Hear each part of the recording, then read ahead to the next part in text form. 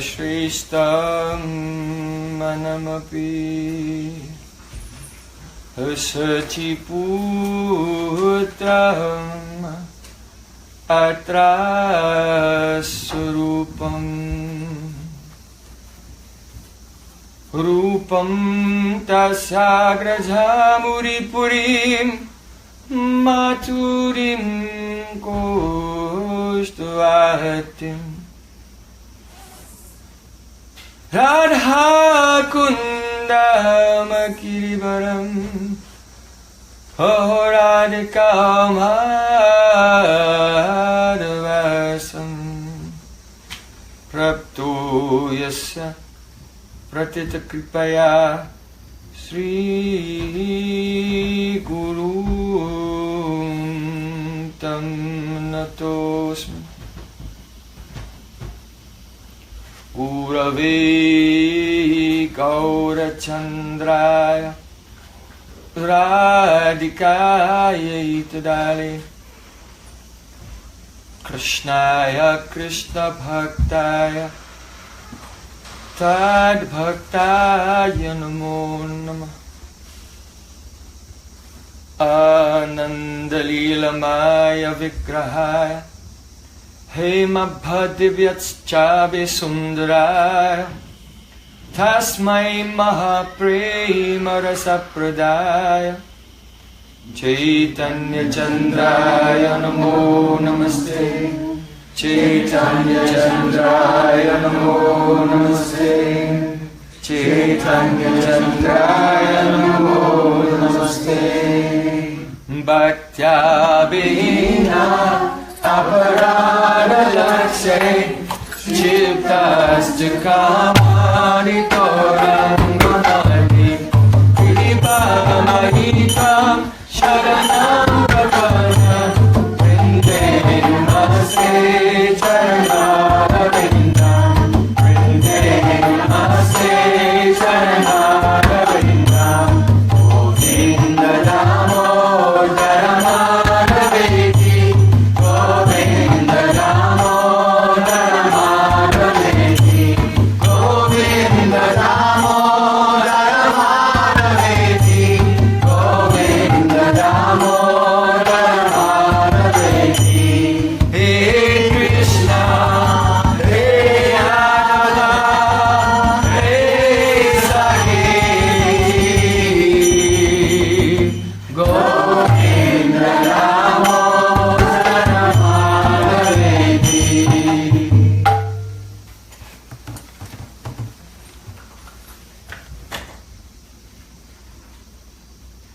Srila Prabhupada Bhaktisiddhanta Thakur, he said, the loud calling out of Krishna's names is bhakti. So if you don't know what is bhakti, if you don't understand what is bhakti, if you feel incapable of doing, performing, engaging in the angas of bhakti, just know that calling out, Hey Krishna! Hey Krishna! Hey Yadava! Hey Yadava! Sakha means, oh my friend. Hey Saketi! Hey Saketi! This is bhakti.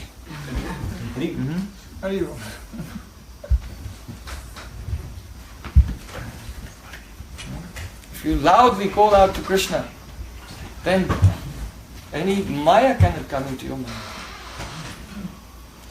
Now I'll finish my Mangalacharana. Sham Sundar Sukanda Sheka Smaraha Sumuri Manohara Radhikar Sukamama Kripa Nidhe Swapriya Chana King Kurim Kuru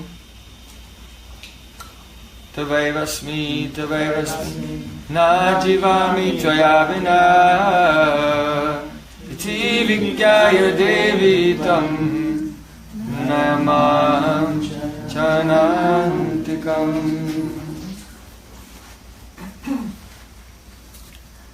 First of all, I offer my Sastang Dandavat Puspanjali, my heart like flowers thousands and thousands of times, at the lotus feet of my holy master, my supremely worshipable spiritual Gurudev.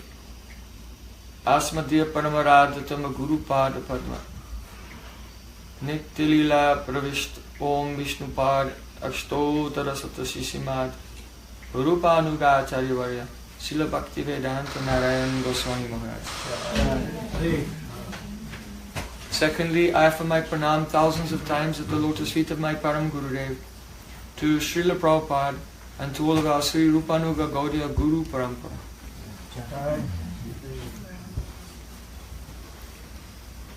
Finally, I offer my pranam to all the assembled Vaishnavas and Vaishnavas.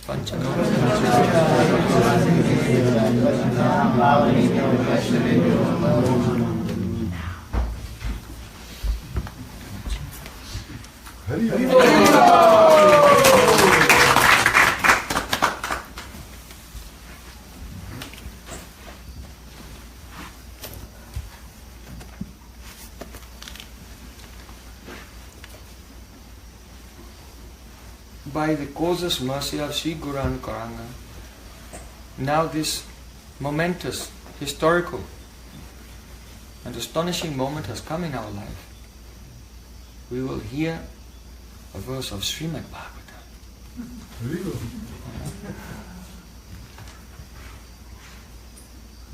Krishna Tulya Bhagavata Vibhu Savasrai Pratisloki Pratyakhere Nana Artikai. As Krishna is Vibhu, great, and Sarva Vyapi, all-pervading. As Krishna is Sarvashrai, the shelter of all living beings. So in the same way, the Srimad Bhagavatam is Vibhu, unlimited, and the Ashray of all living beings. Para samsara samudra sayitum bhajamahe bhagavatas surupam. O Srimad Bhagavatam, you are an ocean of mercy. You are like a bridge to take all the living beings across the ocean of material existence.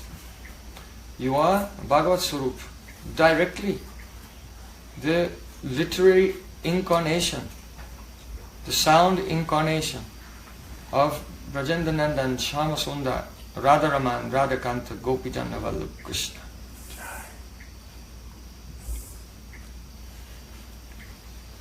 So our subject today is Maya.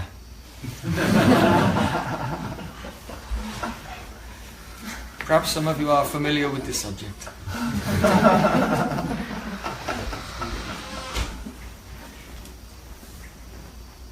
Maya, the word Maya has so many meanings. It means energy. It can mean the karuna, mercy, compassion.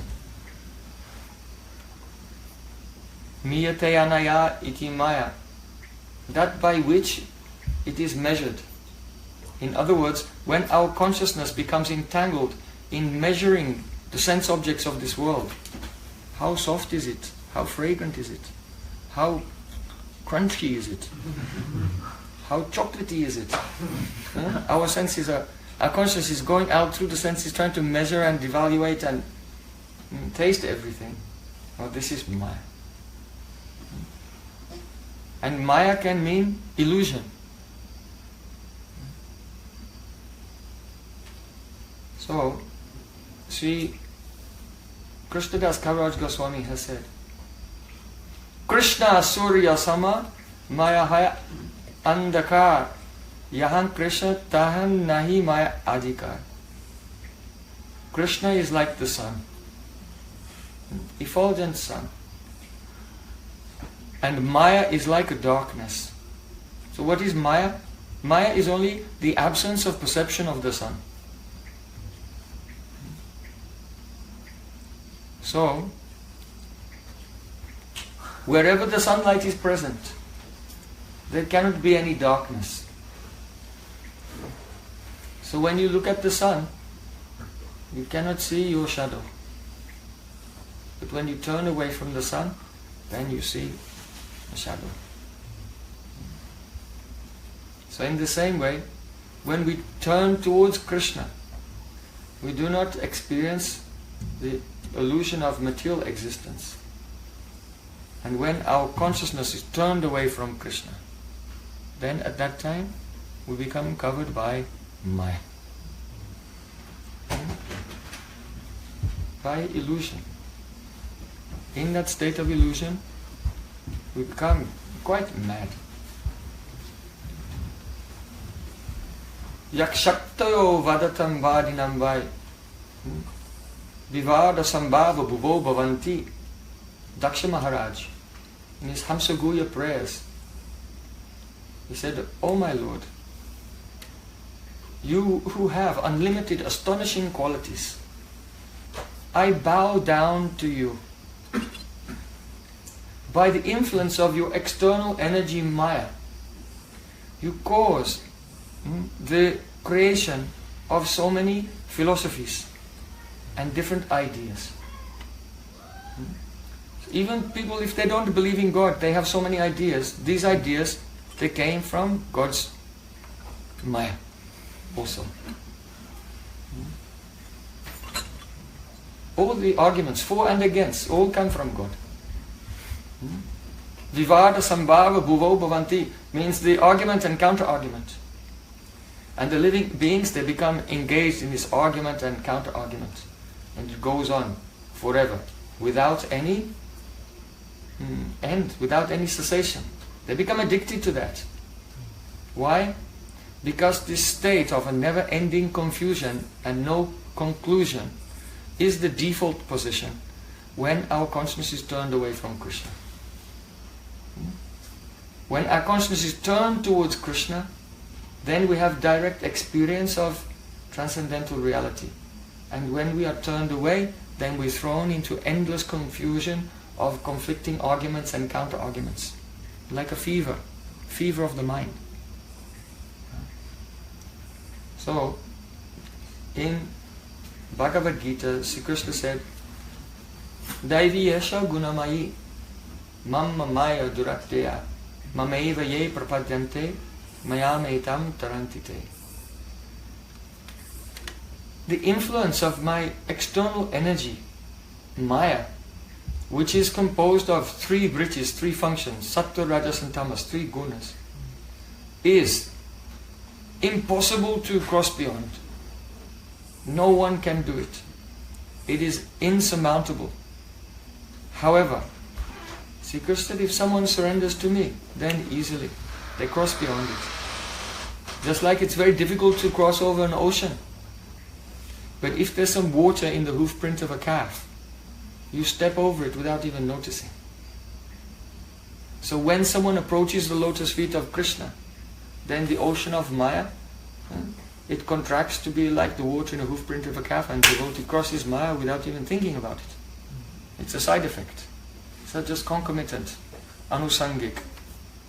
Incidentally, he crosses over Maya without any effort. Just by engaging in the service of Krishna. Why? Because tamagun makes you lazy and angry and crazy. Rajagun makes you confused and filled with many different desires to enjoy, which are never satisfied. Sattvagun makes you feel some contentment and a sense of wisdom relative to other persons. But that is also binding.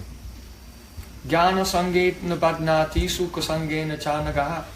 Krishna said, hey Arjun, the mode of goodness binds one to a feeling of contentment and to a sense of knowledge, wisdom. And that means you can discriminate between, you know that you are not this body, but what positively what you are, you don't know. You know 80. So this is the influence of Sattva-gun. So Badnati, it also binds you. So these are the activities of Sattva, Rajas and Tamas. And Bhakti, hearing about Krishna, chanting about Krishna, this is the activity of Krishna's internal spiritual potency, Swarup Shakti. So when a person in this world takes shelter of Krishna's Swarup Shakti by loudly chanting the holy names, Hare Krishna, Hare Krishna, Krishna Krishna, Hare Hare, Hare Rama, Hare Rama, he gets the shelter of the internal potency, Krishna's Swarup Shakti. So Krishna's Swarup, his form, and the Shakti that comes from his form, they are like the sun. And the Maya is like darkness. So those who take shelter of the Harinam, what to speak of when they see the sun of Nam Prabhu, only the light emanating, the first rays of the early dawn, prior to the appearance of Shuddha Nam, that is enough to dissipate the darkness of material existence. Therefore, Sri Chaitanya Mahaprabhu said, Ene chiyao shadi maya nashi paro lagi ei nama maha mantra lautumi mari. Sri Chaitanya Mahaprabhu said, why are you snoring and sleeping? In illusion, suffering this nightmare called 21st century America. I have brought the medicine to destroy the illusion of material existence. That is this Hare Krishna Mahamantra. So, you should beg Sri Chaitanya Mahaprabhu, oh please Mahaprabhu, bless me that I may receive this divine holy name into my life. Then the darkness of illusion will be completely destroyed. So today we'll discuss this verse. It is a verse of Chatusloki Bhagavatam, 2nd canto, 9th chapter.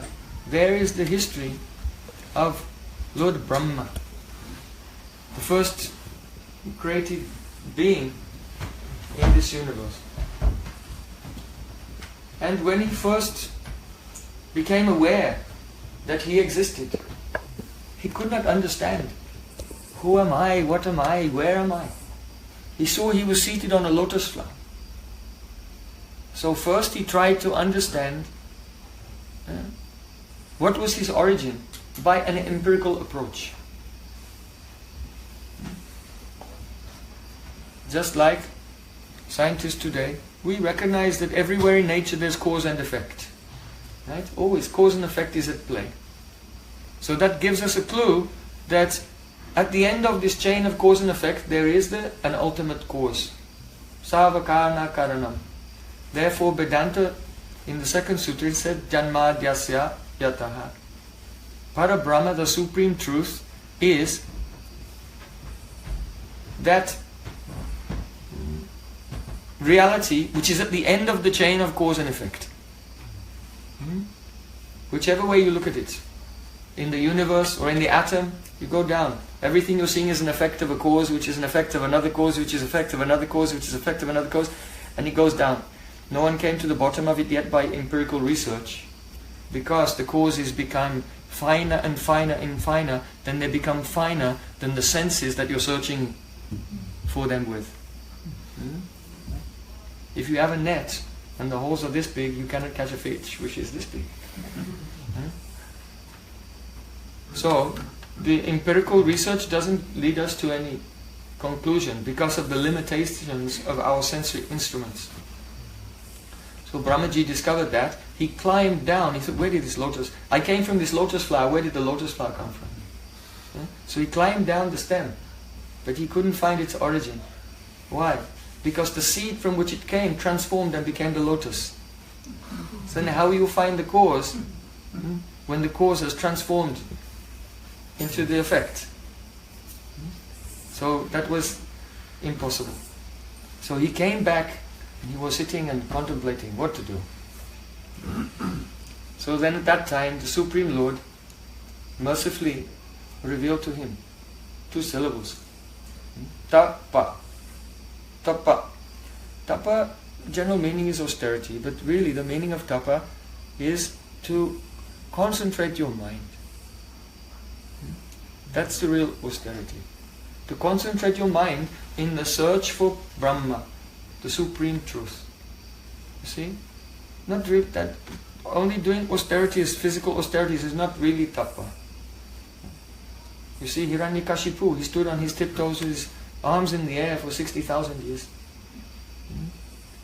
But his mind was not concentrating in the search for absolute truth. He was doing austerities to get mystic powers and try to rule over the universe. So that's not really tapa.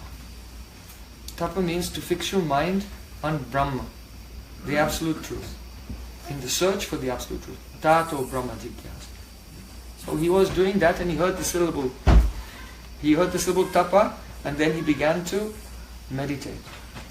After many, many thousands of years, then Supreme Lord appeared to him and instructed him on the nature of reality. He said, Jnanam paramam guhyam me yadvigyana samanvitam sarahasya tadangam cha grahanam gaditam maya yavanaham yathabhavo madrupa guna karmatmakaha tatraiva tatvigyana astute madanugraha. It means the knowledge about me has 4 aspects: Gyan, Vigyan, Rahasya and Tadanga. Therefore, after this is an introduction, Sri Krishna spoke to Lord Brahma 4 verses. And in one verse tells Gyan, Vigyan, Rahasya and Tadanga. Like that. These 4 subjects are explained in 4 verses. So Gyan means knowledge. Krishna is saying knowledge of my divine transcendental Swarup. Vigyan means my energies, how I interact with my Shaktis. Rahasya means mystery. And the mystery of life is Prem, pure transcendental love. And Tadanga, that Prem, it has some anga, some limbs. That means the sadhana, the practices by which the devotees attain Prem and by which they taste Prem also. So these are the 4 subjects. The first 2 are Sambandha Gyan, knowledge of relationship, because there is the Lord Swarup and then there are his energies, such as this material world, the external potency, Krishna's internal potency, the spiritual world, and ourselves. Who are we? We are just the Krishnera Tatastha Shakti Veda Ved Prakash. We are a manifestation of Krishna's Tatastha Shakti, marginal potency. Being achintya, inconceivably. One with non-different from Krishna and also different from Krishna. So, that is Vigyan, to realize the relationship of Krishna and his energies. All this together is Sambandha Gyan. Then, Rahasya, Prem, that is the Prayojan, the goal of life.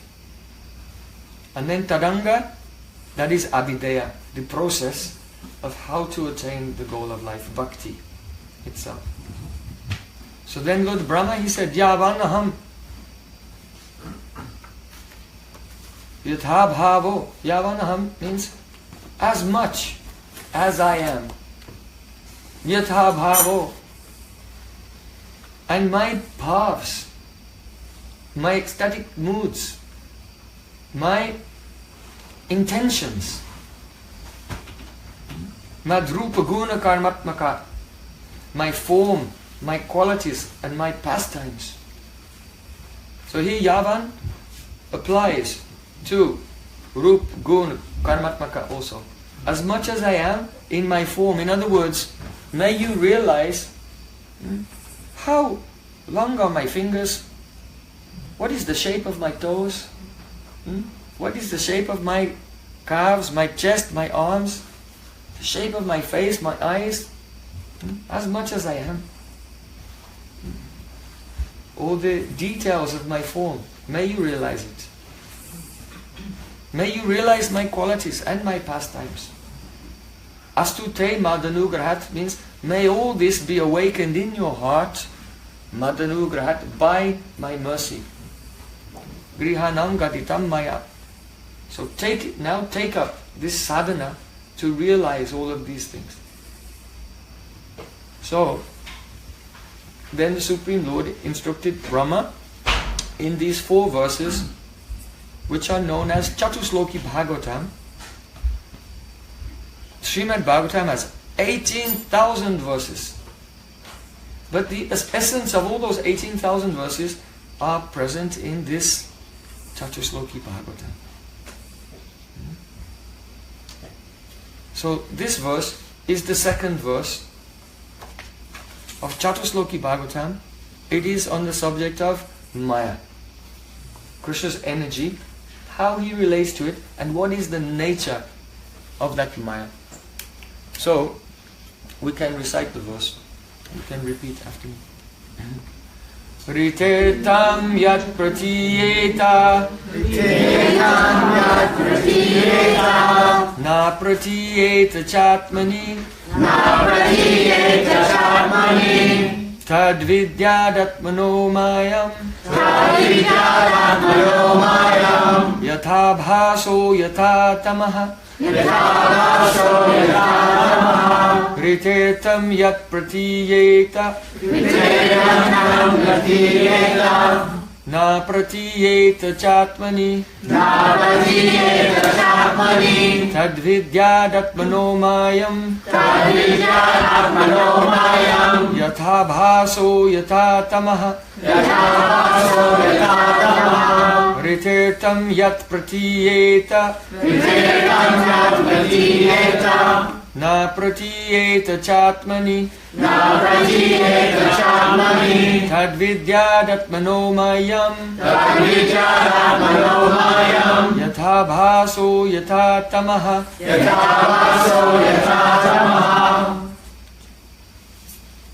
So the general meaning. Rite means without, and artam means that which is valuable, essential, or true. Yat means that pratiyeta, yat, that which pratiyeta is perceived.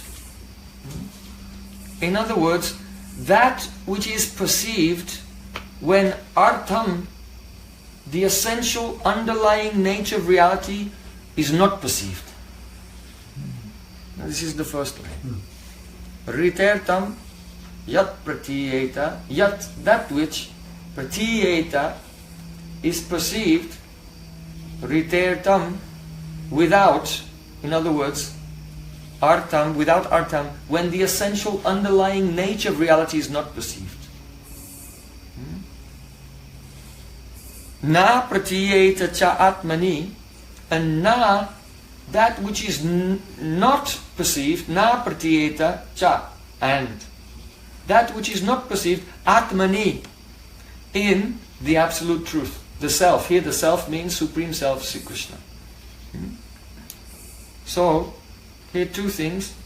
That which is perceived in the absence of perception of the truth, and that which is never perceived within that truth. Tad vidyat, that vidyat, you should know. It's an order. You should know. It's very fortunate. When Gurudev gives an order, in that order is the Shakti, the power to follow it. So, when Krishna is saying Tadvid, you should know, means that if he will do a sadhana, he will know. Because the power to know is there in the order of Guru, original Guru, Adi Guru means Krishna himself. Vande Krishnam Jagat Guru. So, Tadvidyad, you should know, Atmano Mayam. Atmana means my own Maya. You should know that that is my Maya. Illusory energy. And that Maya has 2 aspects. Yatha bhaso, yatha tamaha. It is exactly like a reflection and darkness.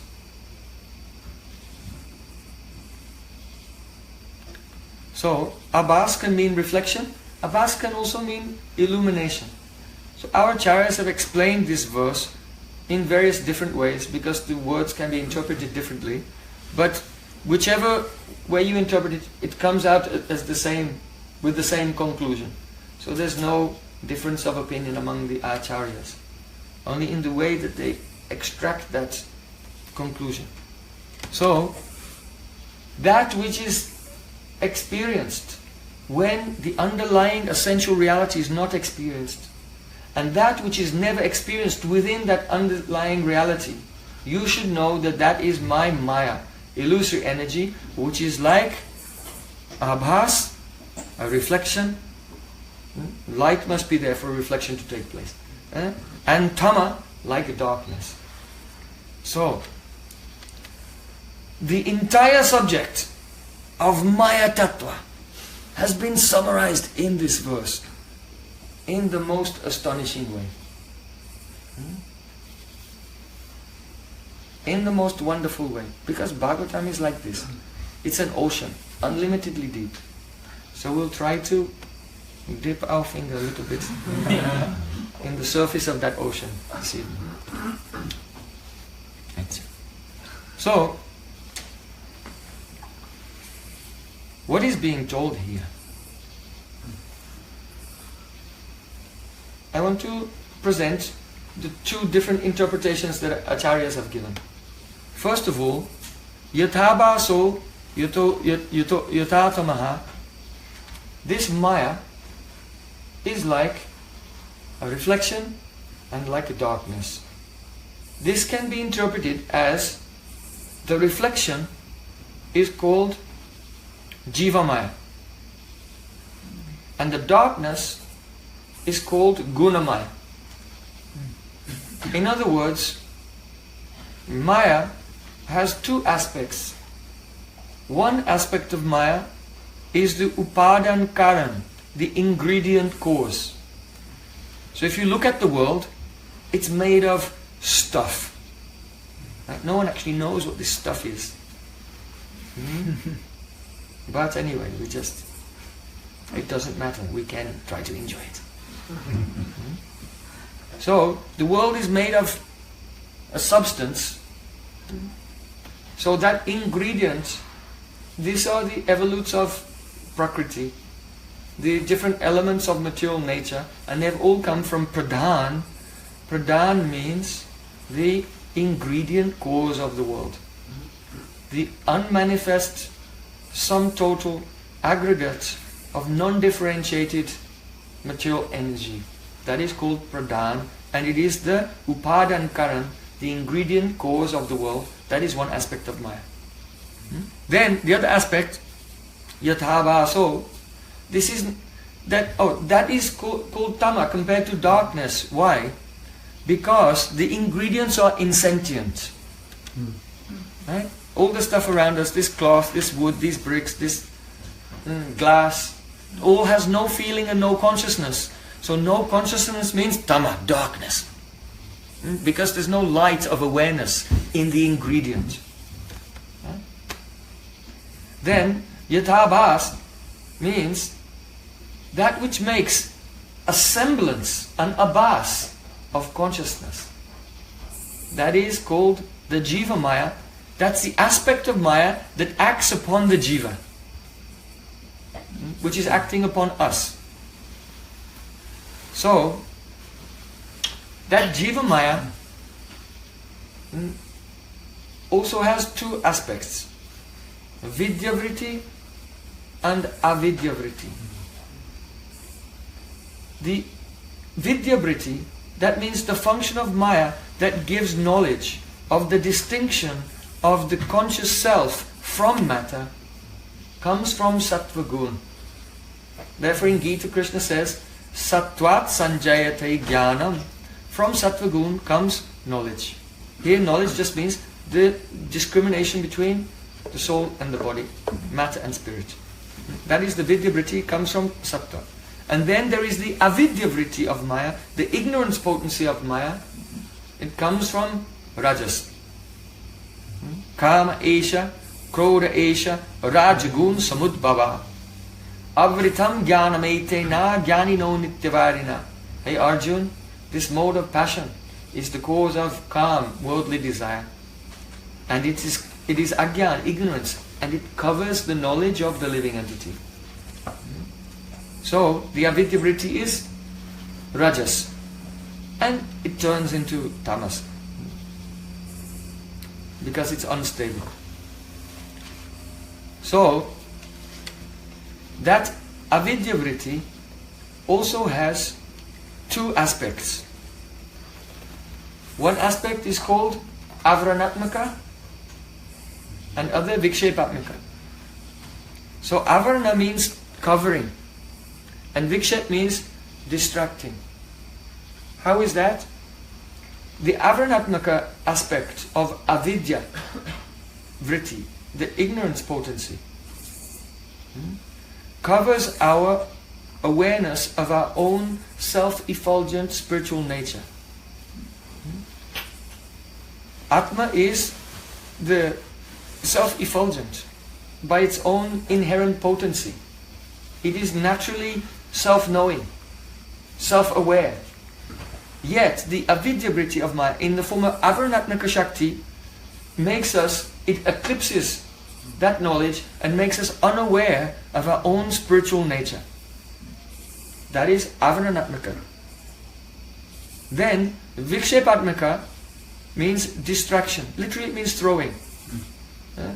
Then the consciousness of the living entity, which he has lost awareness of himself, but his consciousness is thrown out towards the upadan karan maya, the guna maya. So the jiva maya covers and then sends your attention towards the guna maya, the ingredients.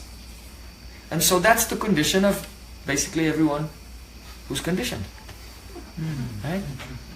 They've forgotten that they're a soul, and their consciousness is absorbed in what the ingredients are doing.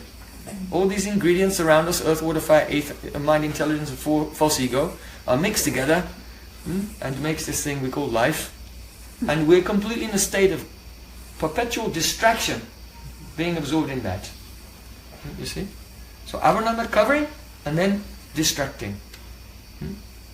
Just like if you go to a club, right? Then if you drink some alcohol, then you forget who you are and what you're doing. Right? So that's like avaranatmaka. And then when you see the dancing girls, then that's vikshepatmaka. Like that, then you become distracted. Like that.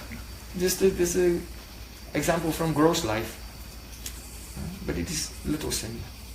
So first you're covered, forgetfulness of the self, and then distraction.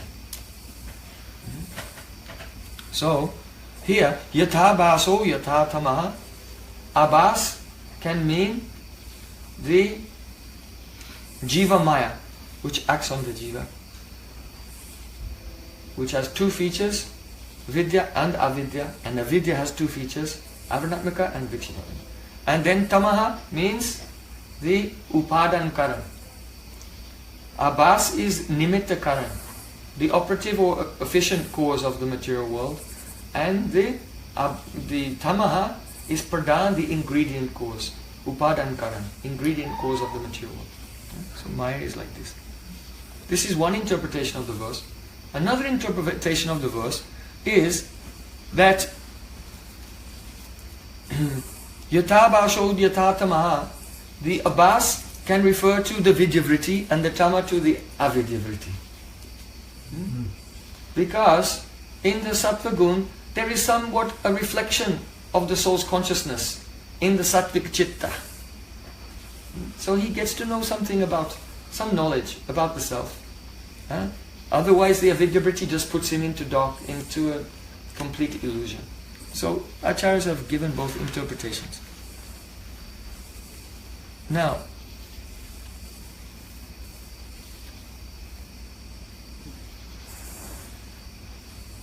if a person performs tapasya, austerity, they study Sankhya Yoga, the analysis of the various elements. They perform yoga and doing pranayam, concentrating the mind and so on. If they do all this, what will be the result? Nothing. Because actually, without bhakti, every single process is lame and will not produce any real realization. But if a person will perform all of these things and then mix some bhakti into it, that's called bhakti misra gyan or bhakti misra yoga, then they will be raised and they'll come up to sattva gun. And in sattva gun, by bhakti misra gyan, they can realize, I am not this body. So Krishna described this in Bhagavad Gita, Brahma bhuta prasanatma na sochati na kamshati samaksaveshu bhuteshu mad bhaktim labate param. So try to understand it very deeply. Brahma bhuta prasanatma, one who realizes that they are spiritual in nature, Brahma bhuta. They become prasanatma, joyful, very happy. Na sochati, they never lament for anything. They have no fear, lamentation at all. Na kankshati, they don't hanker for any temporary worldly things. Samak sarveshu bhuteshu, they see all living entities equally because they know everyone is like me. But some are covered and some may be uncovered. But mad bhaktim labate param, Krishna said after that, then they attain bhakti to me. So, bhakti is a post-Brahma Bhuta experience. Agrahoya mukti tabe sarva bandhanas tabe se oite pare Sri Krishna das. Means that after one is liberated and all his bondage to this world is cut, then he can be called Krishna Das. Actually. Because if you are still plugged in, you are still connected to Maya, then how can you be Krishna Das? You are Maya Das. Right? So sometimes people, they might want, oh, I wish I had a very long spiritual name. Like on Vishnu Pad, Param Puja Pad, Sarvabhoma, Acharya, Nyai Ratna Chudamani. Like this. No, Gurudev has given this name Das. Right? Krishna Priya Dasi, Ananda Gopal Das.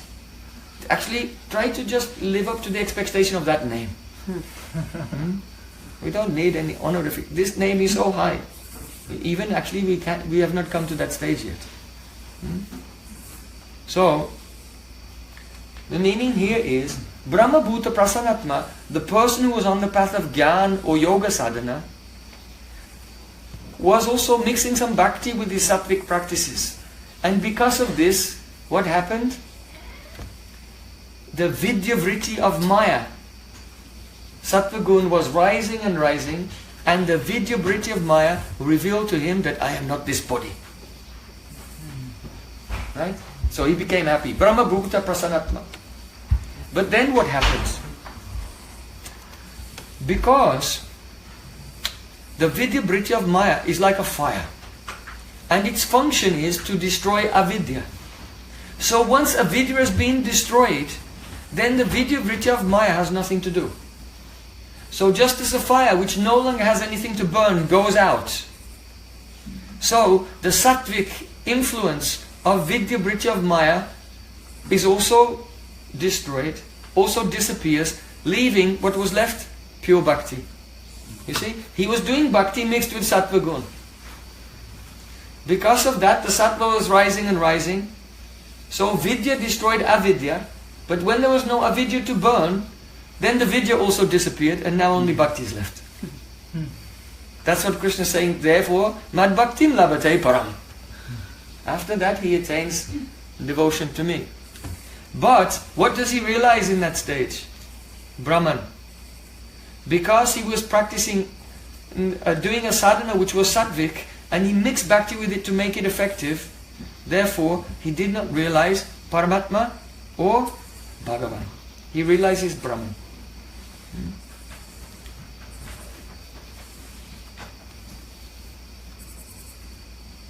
Now, if someone practices pure bhakti, not mixed, jnana kama dhanavaritam, not mixed with faith in philosophical speculations and deliberations and discriminations, not mixed with faith in the performance of yoga sadhana, or mixed in with faith in the performance of fruitive activities mentioned in the Vedas. So, when bhakti is just pure, hearing, chanting and remembering, serving the deity, serving Gurudev, all of these things, and it's done very enthusiastically. So it's strung in the amount and also in the type. If it's to Krishna in Braja, with aspiration to follow after his footsteps, then Raganuga Bhakti is more powerful than Vaidhi Bhakti. So if it's very strong, both in quantity and in type, then Bhakti Devi is independent. And at any time she can just appear and take over your life. She's so independent, she can go anywhere and she can enter into someone even who has not good behavior or good character. That means, independent of what guna that person is in, if they're engaged in Swarup Siddha Bhakti, so powerful, she can appear. And at the same time, she may not appear in the heart of a very well-behaved Brahmin or sannyasi, who's even a mukta, even liberated, but she may not come. But she may come to a Rakshasa, even, or a Pulinda, an aboriginal person, anyone who is engaged in Swarup Siddha Bhakti. Why? Because it is Swarup Shakti. So this Maya cannot stand. When you're in touch with Bhakti, Maya cannot remain. So, just to summarize, Maya has three forms: Pradhan, the ingredient cause, and then the Jiva Maya, which has avidya. Avidya, the action of this avidya gives you a perception of that which is not real. Pradhan is real. When we say illusion, don't think we mean like Vivartavad. Complete, like everything is an illusion. You know, after people smoked a few spliffs, oh, everything's an illusion. They come up with this idea. Right? No. Everything, all this pradhan, all these ingredients, this is real. What is not real is our perception. For example, if you see a scorpion, then you become filled with fear. Why? Because you think that you will die. But you will not die because you are not this body. So you cannot die. Nainam chindanti shastrani, nanam dahati pavaka, nachanam klebiyant apo, na society marutaha. Krishna said, the soul cannot be cut by any weapon. It cannot be burnt by fire. It cannot be moistened by water. It cannot be withered by the wind. Soul is completely indestructible. So why are you scared of a little insect? Why? Because there's an illusory perception in terms of you are thinking you are this body. So all these, the illusion caused by avidya is your perception. The fear, the danger, the anxiety, the stress. Also the happiness, also this is all, whatever we call positive and negative emotions. This is all coming from avidya, ignorance. So, the pradhan is real. But our experience of it, due to bodily identification, this is caused by avidya. This is unreal. And what is vidya? Vidya is only that which destroys avidya. That is all. Destroys those illusions. But does not give you, the external material energy cannot give you a realization of Brahman, Paramatma or Bhagavan. Because they're all transcendental. Brahman is Nirgun, Paramatma is Nirgun, Bhagavan is Nirgun. So you have no knowledge of any of these things, even from the Vidya Vritti. So,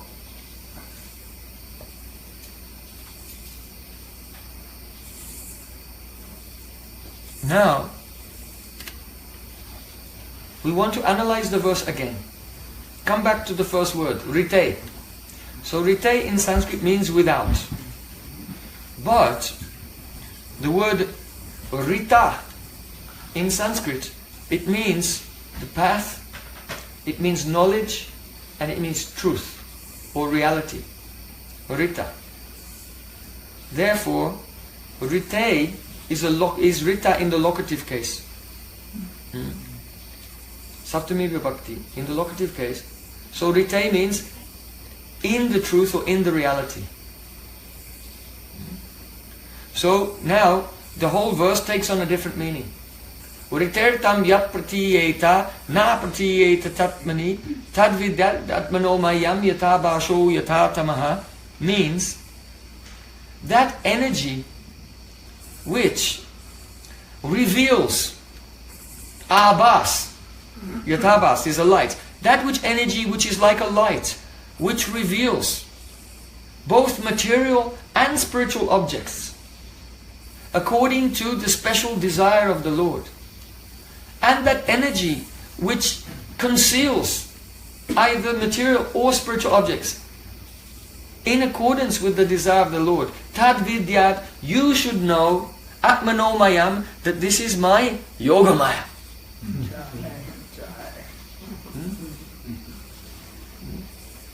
So, if you take the word rita, rite, to mean the locative case of rita, rather than rite, which means without, now the whole verse is describing Yogamaya, the actions of Yogamaya. Because this is Vigyan, Krishna's relationship with his energies. So the one verse has to cover all the possibilities. So the material world is Ekapad Vibhuti. So if you only take the verse to be referring to Maya, Ekapad Vibhuti, the material energy, then we have not really understood the verse. This verse must be explaining also the Tripad Vibhuti, that is Krishna's spiritual opulence. So just as the Maya, by Mahamaya, the material energy, by the Vidyavriti reveals, and by the Avidyavriti conceals, so similarly, now we come to the interpretation that Yogamaya both reveals material and spiritual objects and conceals material and spiritual objects according to the will of the Lord for a special purpose of relishing His pastimes. Now, the Chatushloki Bhagavatam is like these are the seeds of the whole Srimad Bhagavatam. And therefore, what the rest of the Srimad Bhagavatam is describing must be the expanded purport of these seed verses. Right? So now we're going to discuss the way in which Shukadev Goswami or Srila Vyasadeva is explaining this interpretation of the verse, the action of Yogamaya, illustrating the various actions of Yogamaya in revealing and concealing, how they're illustrated through the various pastimes of Sri Krishna. So it's something very, very wonderful. You see, how many truths are there? One. There's only one reality. Vadanti tat tat vavidas tattvam yad jnanam advayam brahmeti paramatmeti bhagavan iti shabite. Those who are knowers of the truth, they say that that truth is non-dual, advaya jnana tattva. And it is referred to by the words Brahman, Paramatma and Bhagavan. So there's only one truth.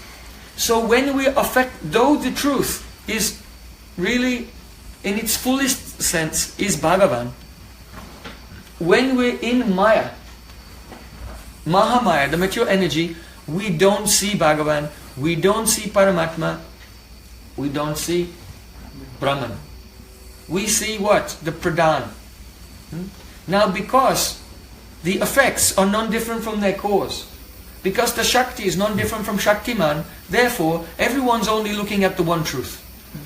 We're all looking at the one truth. It's only a question of what is being revealed and what is being concealed by that truth. So Mahamaya, the external energy, is concealing Brahman, Paramatma and Bhagavan from us and revealing to us Pradhan. Right? So when a devotee performs bhakti and becomes liberated, after that time, then Yogamaya acts upon him. And now this Yogamaya is revealing and concealing. There is Brahman, the spiritual effulgence. There is Paramatma. And there is Bhagavan. All these are one reality and they're simultaneously existing everywhere at all times. Right? Understand that. But Yogamaya is revealing and concealing them in different ways, to different persons, to different degrees, in different orders. And that is what is being described, yatha bhaso yatha tamaha. So, if we speak about it in a theoretical way, we won't really grasp it so well. So, Vyasadeva illustrates all these actions of Maya and the Yogamaya in Srimad Bhagavatam. So, let's come to the first example. One day, baby Krishna, Nandalal, only about 2.5 years old, 3 years old, quite naked, with the peacock feather in his hair, kajal on his eyes. His mother has put to protect him from Buri Naja. From any tantra or evil eye. And his mother has tied bells around his waist, a chain with little bells around his waist and ankle bells. He looks very sweet, little chubby. Toddler, he's a toddler. He's playing on the bank of Jamuna with his friends. Some of his friends came and said, "Oh, Yashoda Maya, Yashoda Maya, your boy, you know what he's doing? He's eating dirt." Mother Yashoda, she thought, what's going on? I'm feeding very good things, why is he eating dirt? So she stopped her work in the kitchen and she came outside. So when she came there, she found Krishna. And she said, "Oh Lala, have you been eating dirt?" "Oh no, Maya. Naham bhakshitavam ambe. Ambe, oh mother, naham bhakshitavam. I have not eaten the dirt."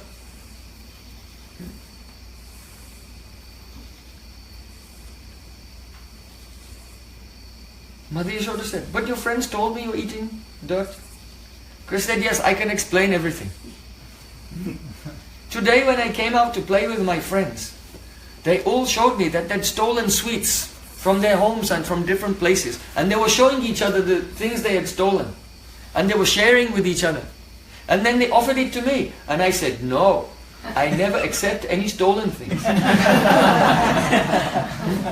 So when I said this, then they became afraid and thought I would tell on them and become in trouble. So before I could tell on them, they went and they made up a story about me. So then Mother Yashoda, she looked at Balaram, because Balaram always tells the truth. She said, "Balaram, is he telling the truth?" Balaram said, "No." "He has eaten dirt." Then Krishna became very desperate with very pitiful eyes. "Oh mother, I can explain. You see, when I came out today, I saw Balaram was eating dirt. And so, if I come and tell you just to make what I say sound like lies, he told what he was doing first, that I was doing it. So then if I told that he was doing it, then you wouldn't believe me." But then Mother Yashoda didn't know what to think. So she said, let me look inside your mouth." Krishna said, "Oh mother, I can explain. They put some dirt in my mouth." Mother Yashoda said, "Open your mouth." And Krishna opened his mouth and Mother Yashoda looked inside. And then, at once, she saw the whole universe. She saw all the planets, the higher planets, the earthly planetary system, the lower planets.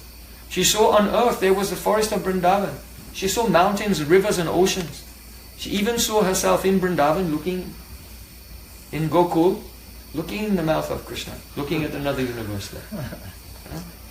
And she became struck with wonder. She said, "What is this? Am I going mad? Is it the influence of a ghost? Am I awake? Is this a dream?" And she prayed to God, "Oh Lord Narayan." She embraced her boy. "Oh Lord Narayan, I take shelter of you, by the influence of whose material energy I am thinking that I am Mother Yashoda, I am married to Nanda and Krishna is my son."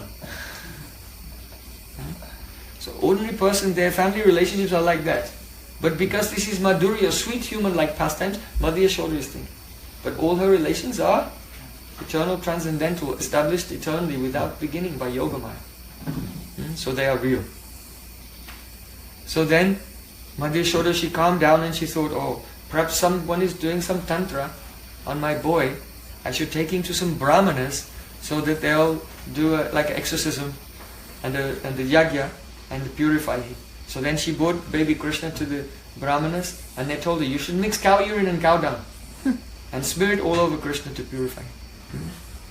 Arjuna, he said to Krishna, Param Brahma Pramam Dhamma Pavitram Paramam Bhavan Purusham Shashvatam Divyam Adidevam Ajam Vibhum. Krishna, you are Param Brahma, Supreme Truth. You are the eternal abode of all existence. Pavitram Paramam Bhavan. You are supremely pure. But in Vrindavan, Mother Yashoda is purifying the supremely pure with cow dung. Huh? Very sweet. Vrindavan. Now Krishna is standing there covered in cow dung. All the brahmanas are chanting mantras. Narayano, Narovai, Swastinaha, Patmanabhaha, Purushottamo, Dadatu. Mother Yashoda said, give my boy blessings, bless him. And they bless him all. Chiranjeevi Bhava, may you have a long happy life. Yeah. So this is Brajalila. What is going on here? This is most wonderful. Because remember, Yathabhasho Yathatamaha, Yogamaya both reveals spiritual and material objects and conceals material and spiritual objects. This is the potency. So in this Leela, we see that Mother Yashoda, subjectively by the influence of Yogamaya, she saw the material universe in the body of Krishna. But at the same time, she had perception of the spiritual form of Krishna and the spiritual form of Gokul and all the inhabitants there. So Yogamaya was both revealing material and spiritual at the same time. And concealing the Aishwarya, the opulence of Krishna. Actually, that's the nature of her, very nature of her Prem. It's the swabhava of Prem that she doesn't see the opulence, even if it's manifest before her. So here there's an example of Yogamaya revealing both the spiritual world and the material world at the same time.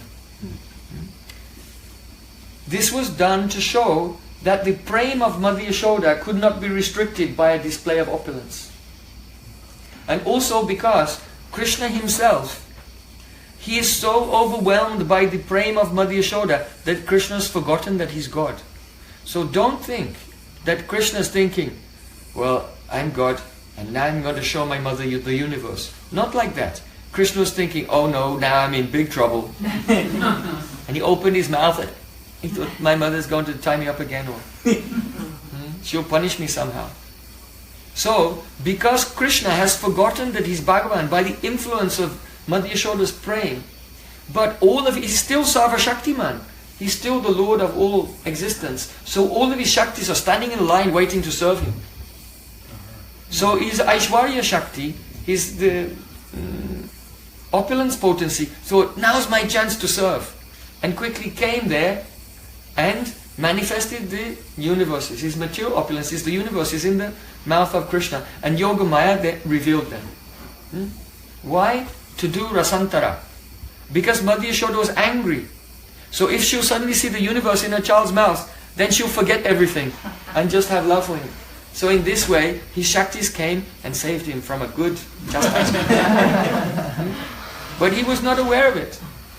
And in this way, Yogamaya has shown that the Prem of Mother Yashoda is so powerful, it cannot be slackened, it cannot be affected or restricted in any way by Krishna's opulences. And in the same way, Yogamaya, to prove to the world that even the great eternal liberated devotees outside of Vrindavan, their love becomes restricted by a show of opulences. Therefore, Yogamaya showed to Arjuna in the 11th chapter of Bhagavad Gita, the universe also. Arjuna saw the universal form. And what happened? He said, "Oh Krishna, you are Bhagavan, please forgive me for calling you my friend." Actually that verse is there, "Hey Krishna, hey Yadava, hey Saketi." I called you Krishna, I called you Yadava, I called you Saka. I shouldn't have called you Krishna. Why? Because an honorable person, you have to use a honorific like Sri. In Vedic culture you say Pita Sri to your father. Mata Sri to your mother. You don't say dad.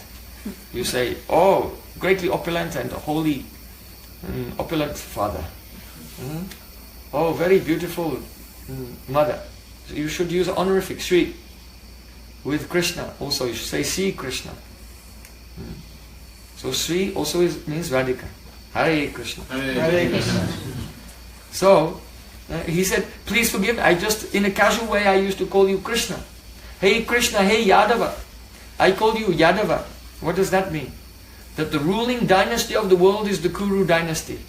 Those in the Kuru dynasty can be emperor of the world.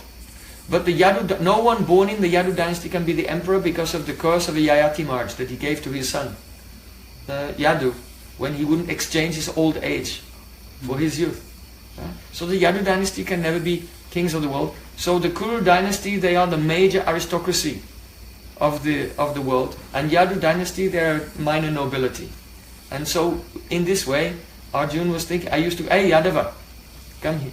Even though you're not such from a great aristocratic family like me, but I am still so merciful, I associate with you." So in Bhagavad Gita, Krishna said, "Hey Yadava, why did I'm so sorry I called you Yadava."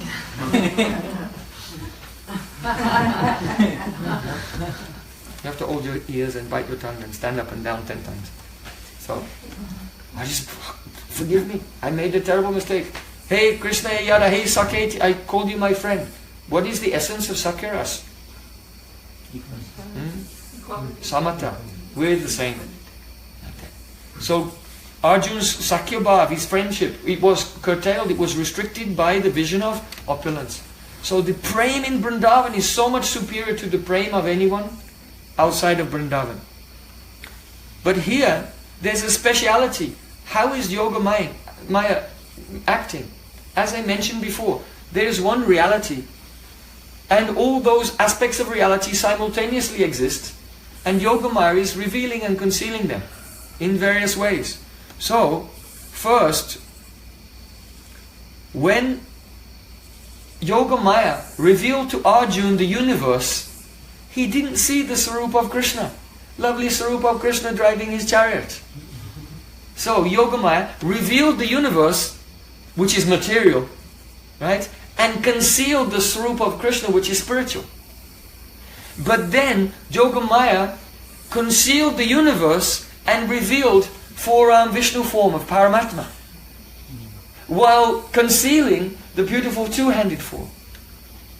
And then the same Yoga Maya,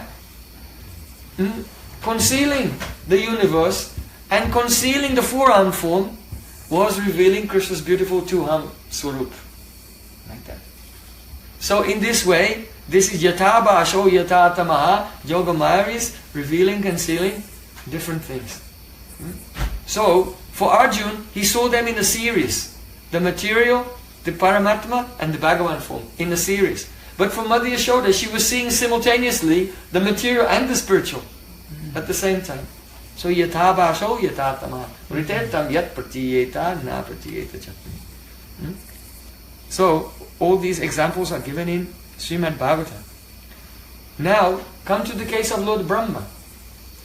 Brahma had some ego, and actually he's a pure devotee. So that ego also came by Yoga Maya. That he was the controller, that he could be in control of things. So he wanted to see more interesting pastimes of Krishna by the empirical approach of experimenting. If I steal Krishna's friends and the calves, what will happen? Experimentation, observation, and then you can make your formulas and hypotheses. So, what happened in this situation? Yoga Maya hid the spiritual cows and the calves. He thought that he'd stolen them, but he didn't. Yogamaya hid the spiritual cows and calves and revealed to Brahma cows and calves which were actually all Krishna himself. And then Yogamaya concealed the forms of those cows and calves, and Brahma saw all Vishnu forms. That each and every one of them was Vishnu, Lord Vishnu.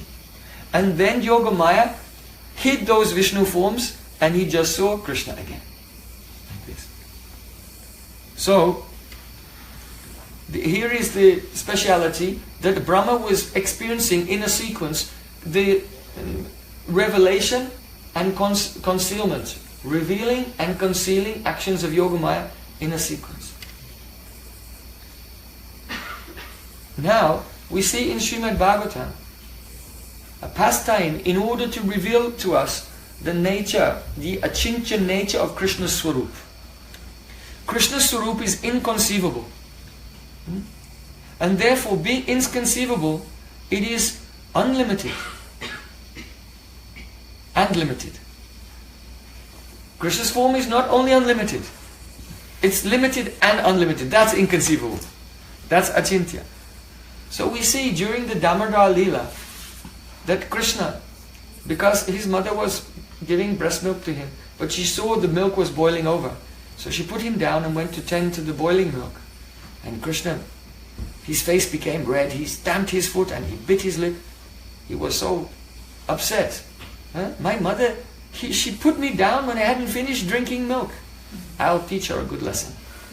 So baby Krishna took a stone pestle and he smashed the yogurt pot that where she was churning yogurt, and all the yogurt sprayed out all over the kitchen floor.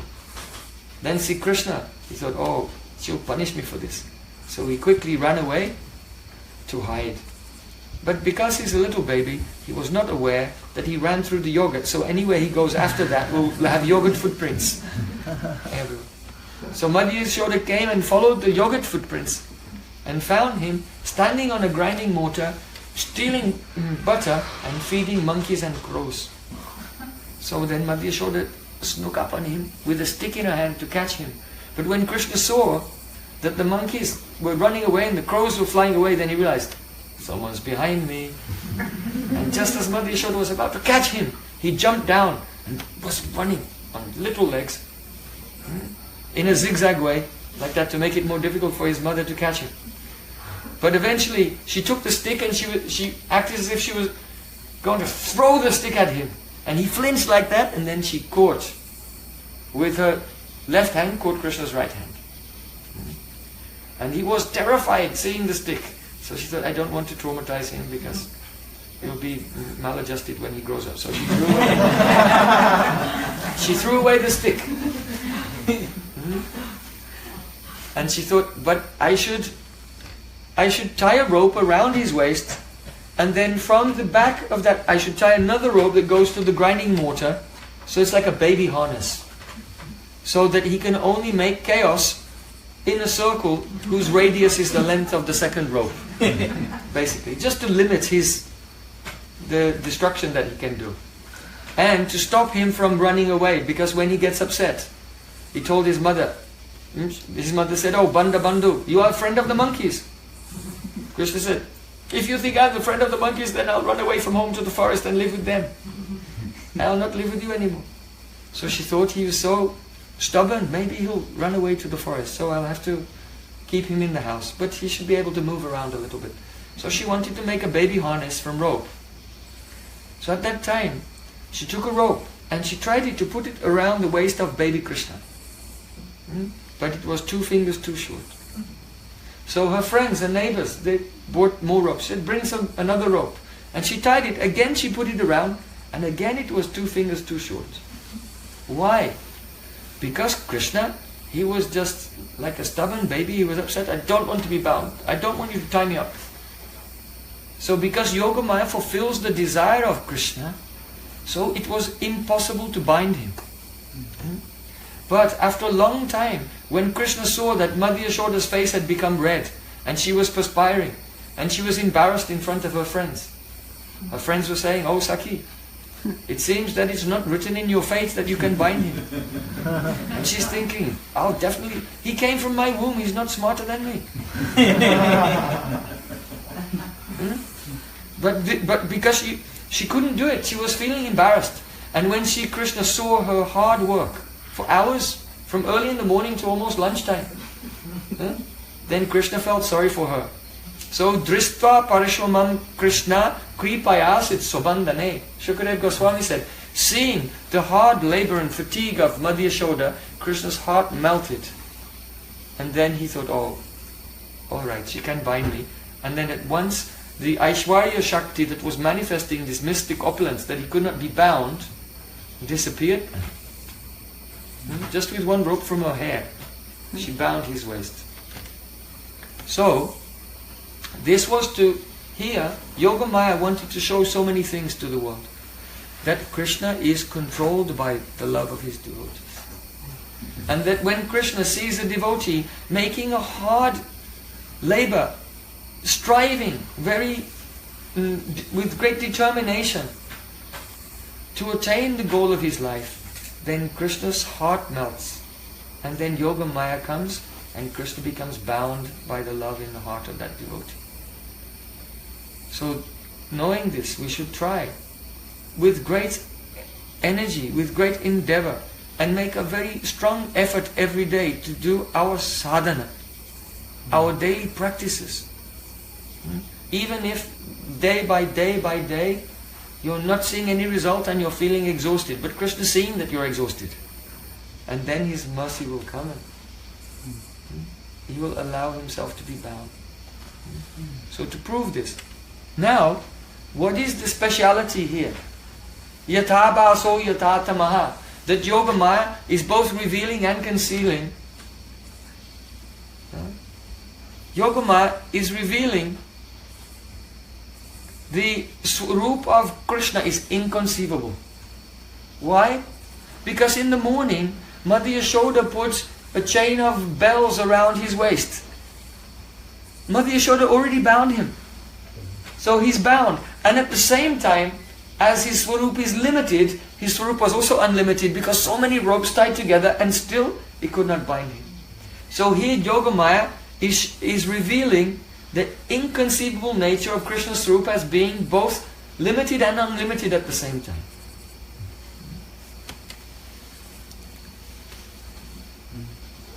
Displaying the power of Krishna and covering it at the same time.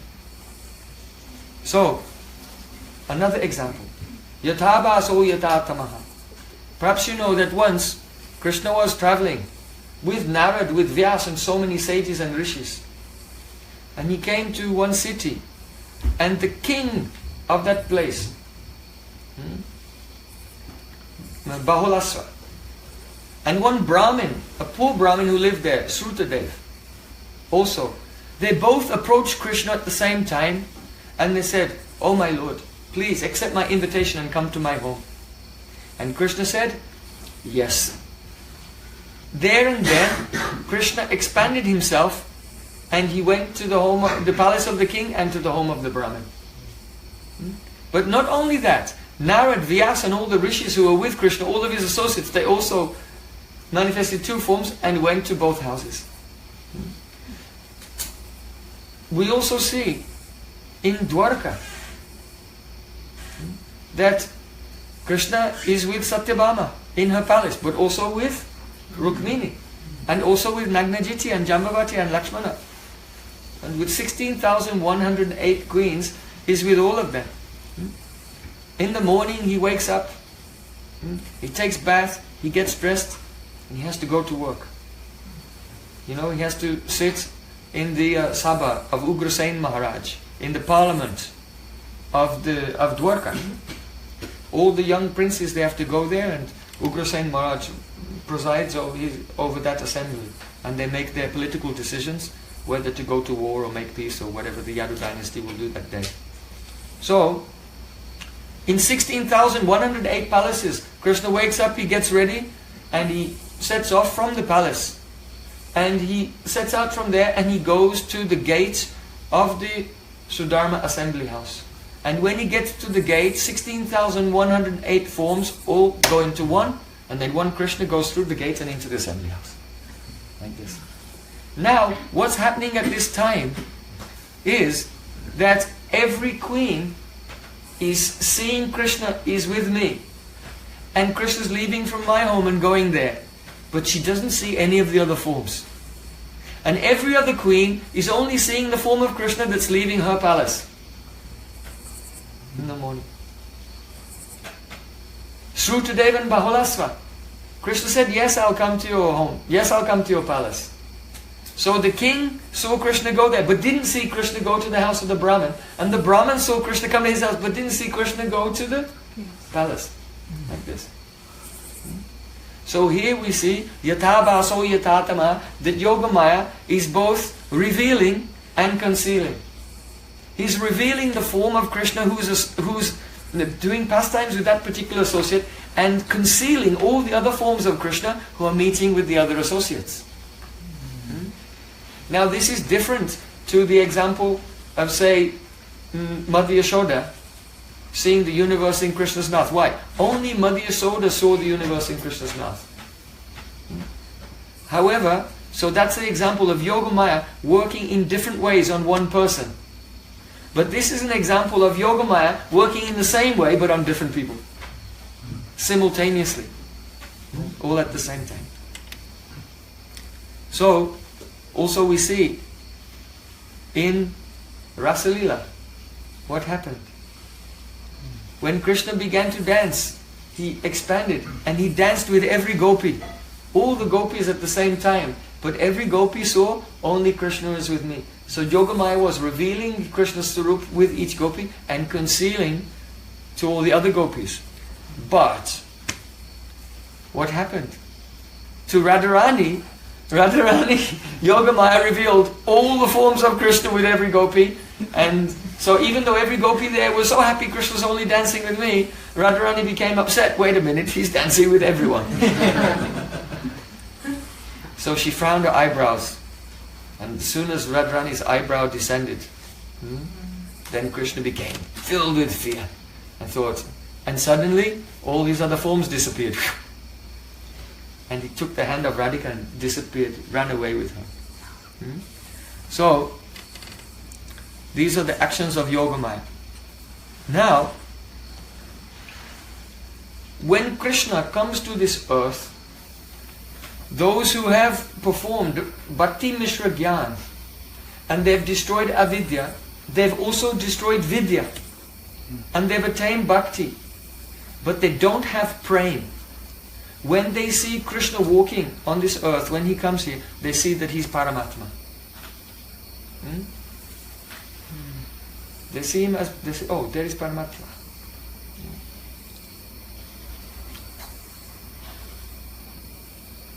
Then, because only those who have prem can see Krishna as Bhagavan. So Yogamaya conceals that Krishna is Bhagavan and reveals to them Paramatma. On the other hand, those who have prem, they see Krishna as very beautiful, human-like form.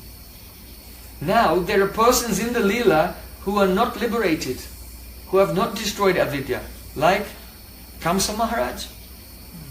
So what is he seeing? He's not qualified to see Paramatma. He hasn't realized Brahman. But he's seeing Bhagavan. Right? Why? Because it's Krishna's desire that he'll see him. So Yogamaya, not Yogamaya, but he's in Mahamaya, and though he sees Krishna, due to the influence of Yogamaya, Krishna is not sweet. You see? Therefore, Rupa Goswami. And so, if you are not tasting the sweetness of the holy name, that is because the avidya vritti of Mahamaya is affecting us. So in the same way, just as if you're chanting and you don't taste how sweet is this name, then in the same way, Kamsa Maharaj is looking at Krishna, and because of avidya, by the influence of Mahamaya, he's not seeing that Krishna, he's thinking he's just another human being, and he's just, actually, Kamsa's afraid. He's afraid of him. Because there was a prophecy that the 8th child of Devaki will kill him. So, Therefore Rupa Goswami said, Sat Krishna Nama Charitadi Sitapta Vidya Pitopa Tatsya Rasanasya Narochikanu Kintwadarad Anudinam Kalusaiva Justa Swadvikramad Bhavati Tad Gadamula Hantri. The holy name, form, qualities and pastimes of Krishna are all transcendently sweet like sugar candy. However, if one is afflicted by the jaundice of avidya vritti of Maya, then you cannot taste that sweetness. Yet still, if a person with great honor will take the holy names of Krishna and chant about his name, form, qualities and pastimes with great faith every day, then what will happen? That avidya will be destroyed and one can experience, in other words, the yoga maya, bhakti, in the yoga maya in the form of bhakti will begin to reveal the sweetness of Krishna. So we see that even Agasura, Krishna went inside his mouth, but he could not taste how sweet he was. You know, Bakasura, he swallowed Krishna, but he could not taste it. Krishna was very hot, and he coughed and Krishna came out again. Why? Because Agasura and the Bakasura, because they're afflicted by the jaundice of avidya, they could not taste how sweet Krishna was, even when Krishna was in their mouth. So Krishna will also come and dance on our tongue if we chant the holy name without offense. Then tunde tandavani ratint vidanute tandavali labde kana koda katambini gatayate kana abade vyaspeham cheta prangana sangini vijayate savindriyani kritim no jane janita kirat viramita krishneti vanadvai. Srila Rupa Goswami, he's saying, I don't know how much amrita, nectar is in these two syllables, Krishna. When these two syllables are chanted, then I want millions of tongues to taste the sweetness. And when the sound goes in my ears, I want millions of ears. And then when the sound goes into the courtyard of my heart and dances there, I become overwhelmed and all my senses become inert and I go into samadhi on the pastimes of Krishna. So this mantra is like that actually. Hare Krishna, Hare Krishna, Krishna Krishna, Hare Hare, Hare Rama, Rama Rama, Hare Hare. That's the reality.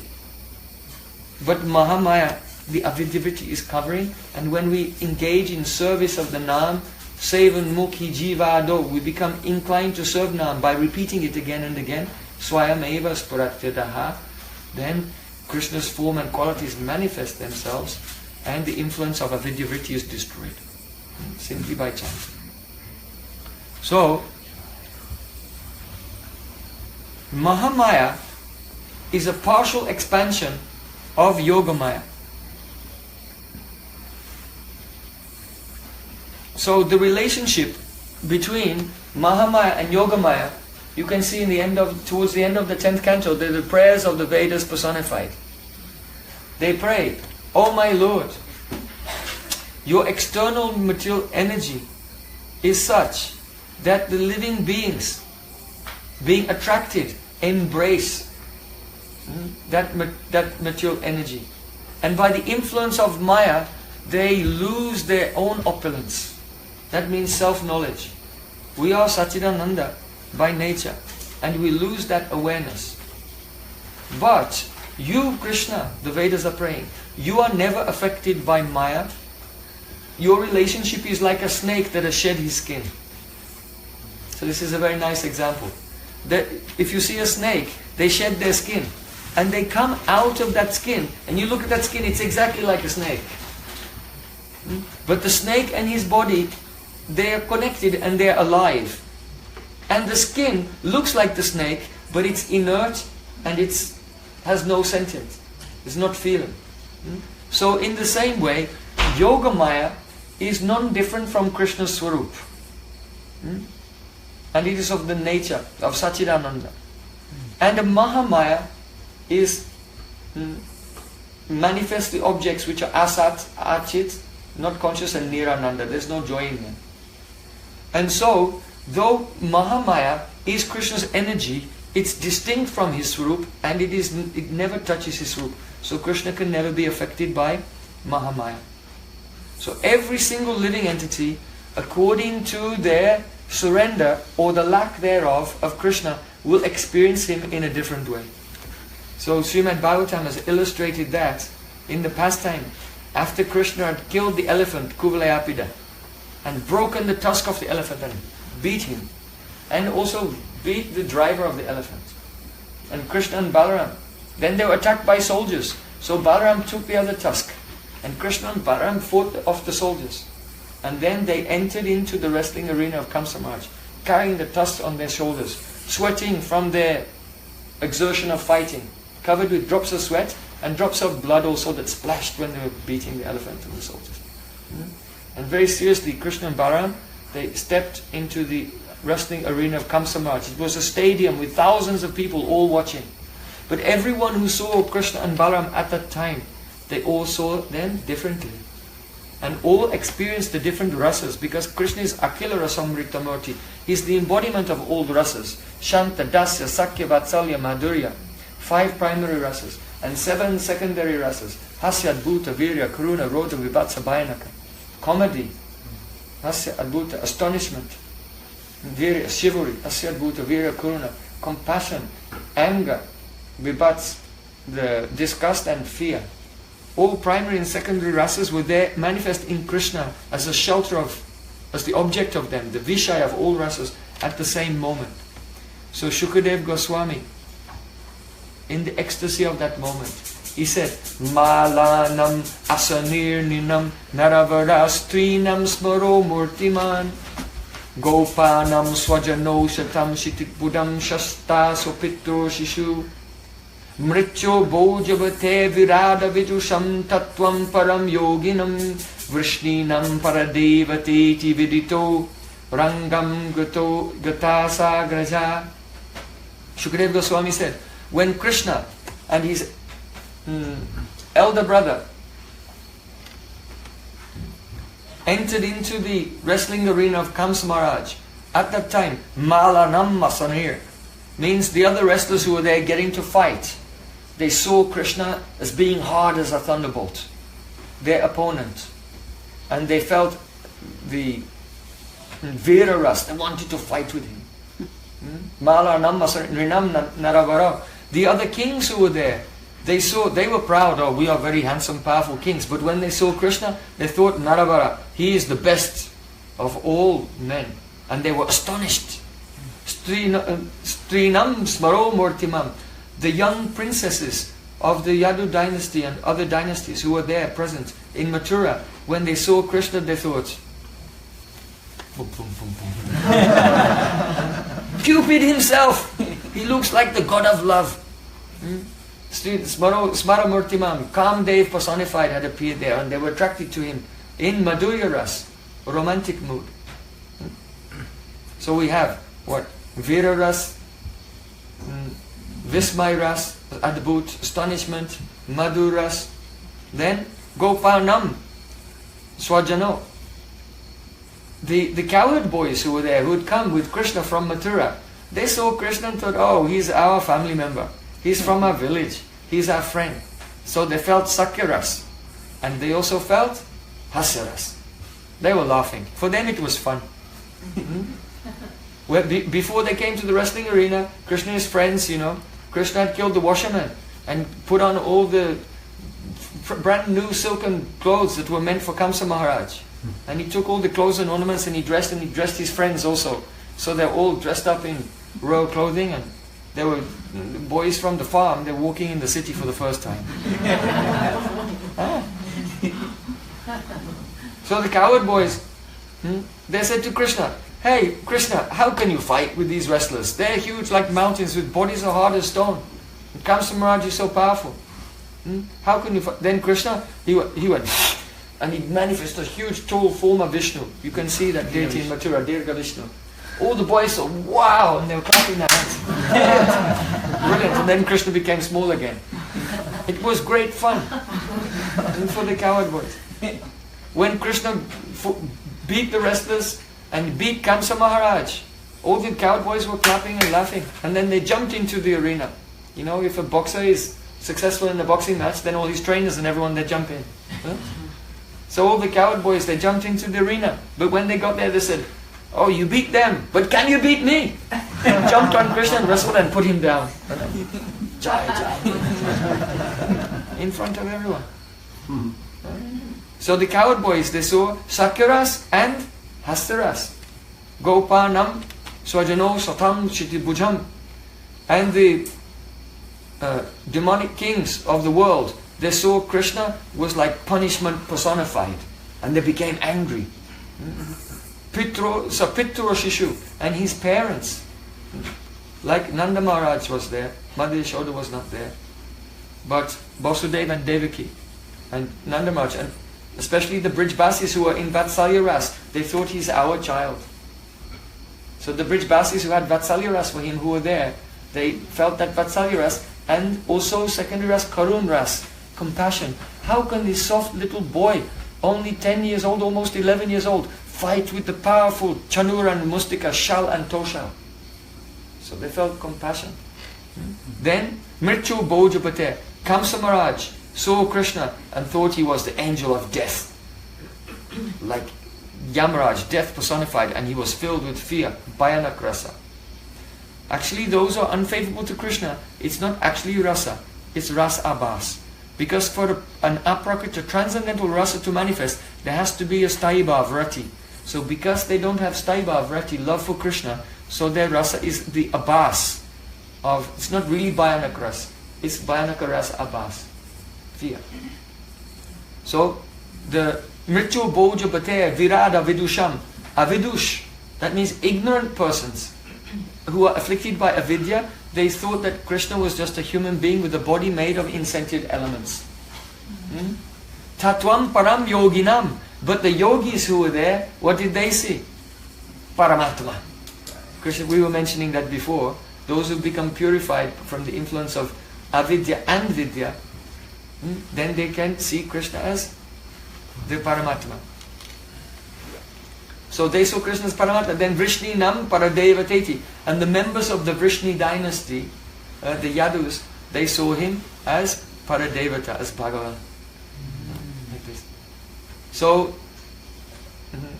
in this way, the materialists who saw him, they were disgusted. The ignorant persons who saw him as having a material body were disgusted because he was sweating and covered in blood from the previous fight. So they were disgusted.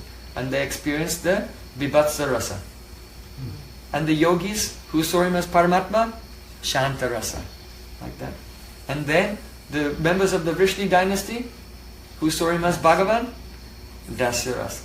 Like this. So in this way, see Krishna. So what is he? Is he the embodiment of Dasya or Sakya?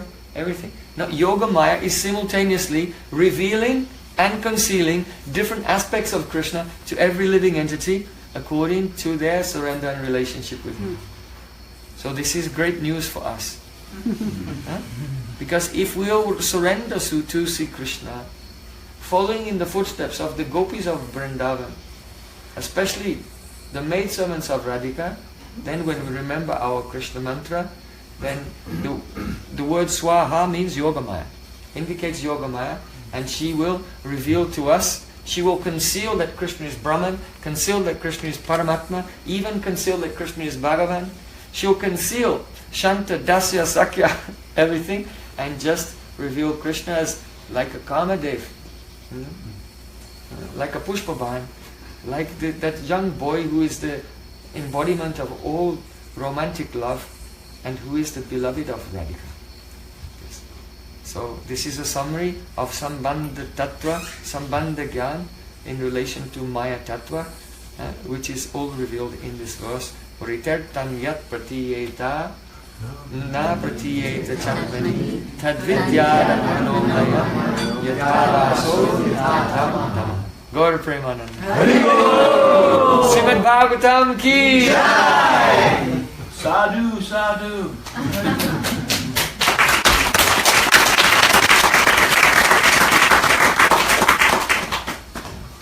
Chaitanya Mahaprabhu during Rath Yatra also he appears in different places. Yes, because Mahaprabhu is Krishna himself.